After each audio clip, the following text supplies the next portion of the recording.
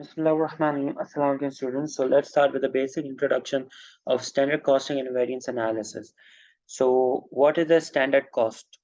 The definition is it is a predetermined cost or forecast estimate of cost. So what do you understand by it? See, a company wants to calculate the profit it will be earning during the year. For that, it needs to determine its cost of production, or we can say total costs, in order to calculate the profit. So profit would be revenue minus costs. So this is a technique. Standard costing is a technique method to forecast slash predict the estimated costs. Then we go on to the method of ascertaining the cost whereby statistics are prepared to show. So in this standard costing working, we would be calculating the standard cost, we would know the actual cost, and then we will get the variance. So what is a variance? So a variance is the difference between the standard cost and the actual cost. And there are two types of variances: adverse and favorable. Favorable means that if the variance is favorable, it means that actual cost is less than the standard cost.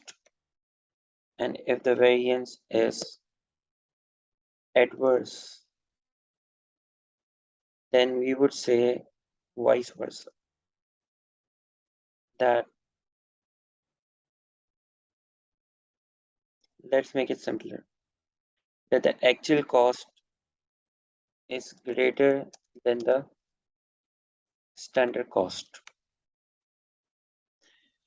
So we will learn in detail when we will be doing the practical examples. Then we go on to move to the purpose of standard costs. So it's for planning, budgeting, decision making, and how much time material for new product. So see, we forecast means we are predicting, we are budgeting our costs. So how much time will our product take and the material consumed? Then the purpose is to providing a prediction of future costs that can be used for decision making purposes. So a decision, for example, we have come to know that for one of the products, we are getting adverse variance. So the decision here would be to stop the production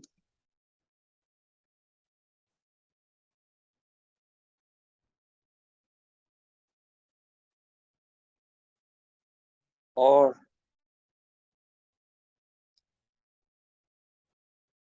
we can find ways.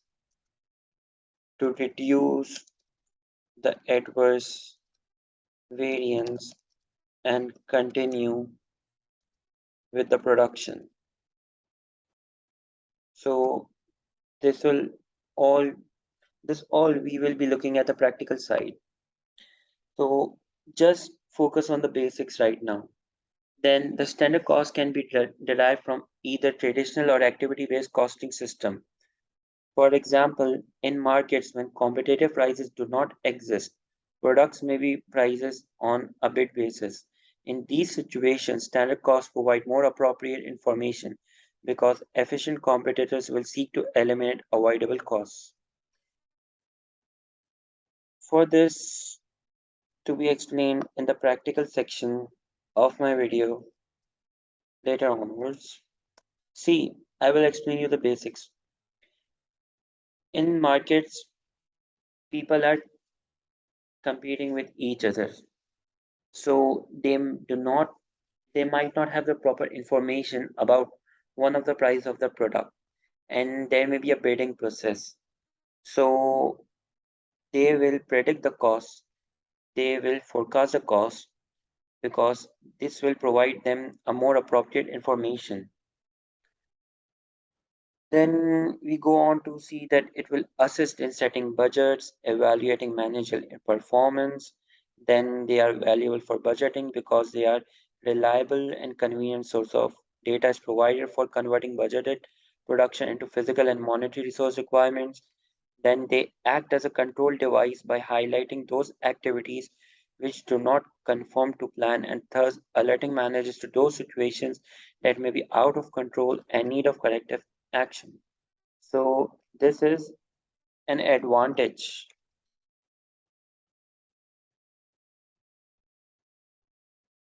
of standard costing. Then simplifying the task of tracing costs. So this is also an advantage. I won't be going into detail right now. Then moving on to the advantages. So there are many advantages, but I have listed a few of them as for now. So if we see that cost controlling, like for example, uh, we have determined that the material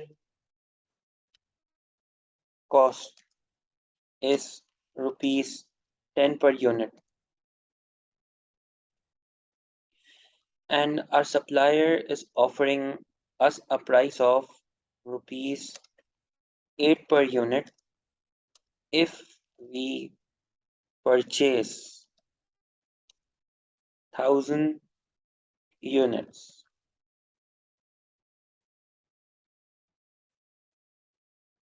and below 1000 units we get it at the rate of 10 rupees per unit. So then we will make our costing relating to both of them as per our production capacity. So we can assess the costs.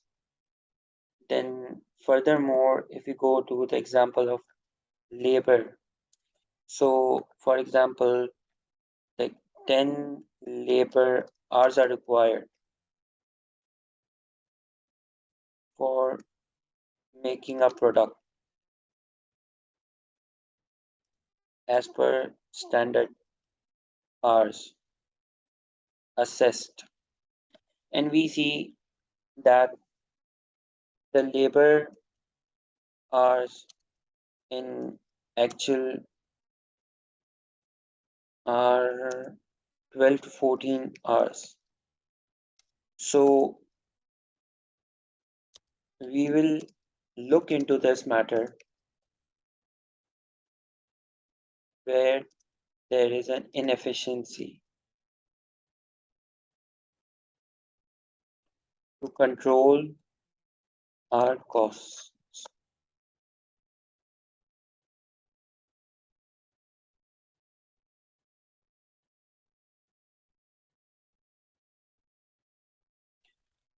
Then second advantage, elimination of wastage and inefficiency.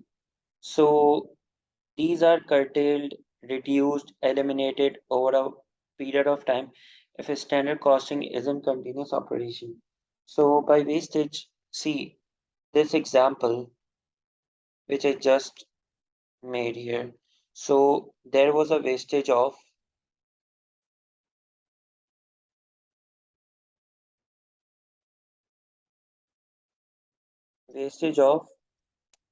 for example, 12 minus 10. So 2 hours, and they cost, and the hourly labor cost is rupees 20 per hour. So equals to a loss of 2 multiplied by 20 rupees equals to 40 rupees loss in total. So it is due to wastage. It is due to wastage slash inefficiency.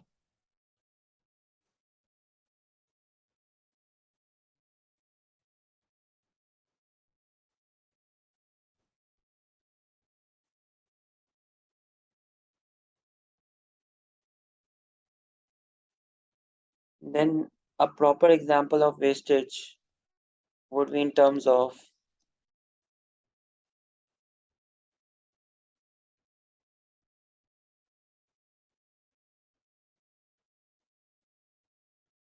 material consumption.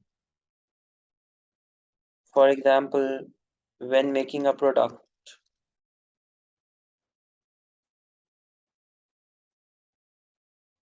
2 units are wasted in processing stage. So we can assess how many units are wasted, and we can try to eliminate the same. So furthermore, I will be able to explain when we will be looking at the practical side of this. So this was about wastage and inefficiency.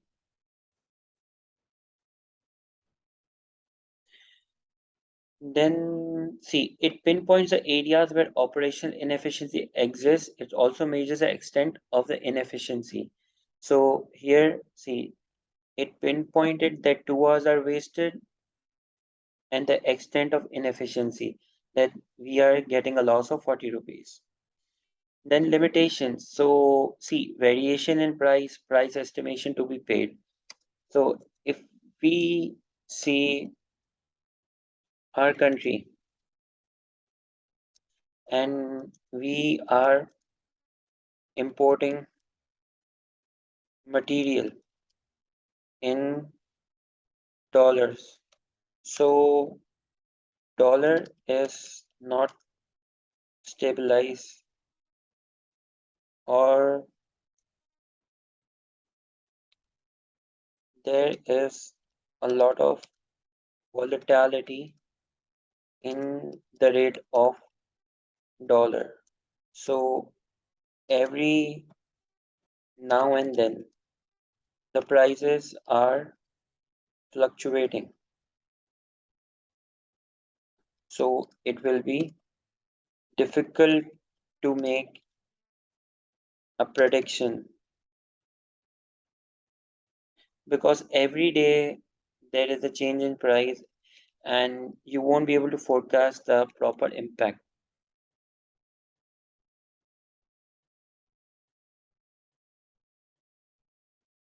Then the variation in output.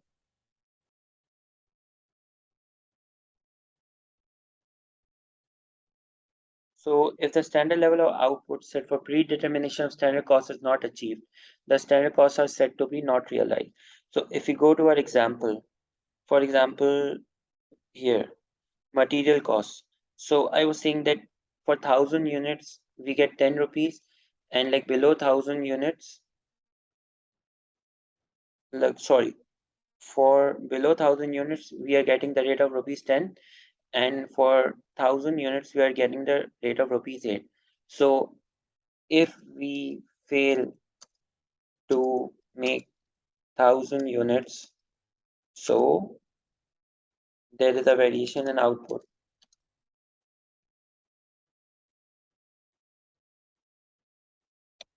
So this was the meaning for the limitation. Then the third limitation, that it is difficult to set the standard, as it is a technique and it is not a simple technique. Like it requires a lot of technical skills, like it's judgmental. There a set of expertise is required, a lot of time needs to be spent, a lot of study needs to be made, and a lot of research needs to be done before doing the standard cost. Then finally the process. So we would calculate the standard cost, then compare with the actual cost, then calculate and analyze variance, like favorable or adverse variance, and then report on and investigate variances. So that was for the basics today. Further, we will continue with the practical examples in the next class. So thank you and Allah Hafiz.